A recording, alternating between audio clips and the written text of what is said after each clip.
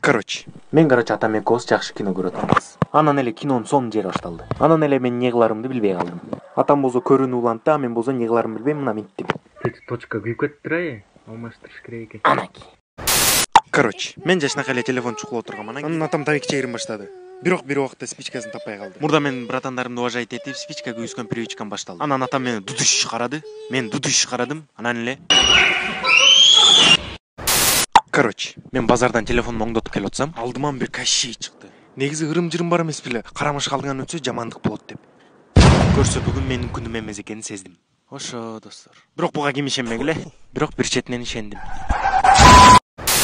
Короче, мен эртең мусор төгүп келип атсам, анан эле бир пацан мени сүздү. Эмне көзүң сокурбу дейт мага. Мен копме окшоп кечирим сурадым. Анан менин жашоом карайлады.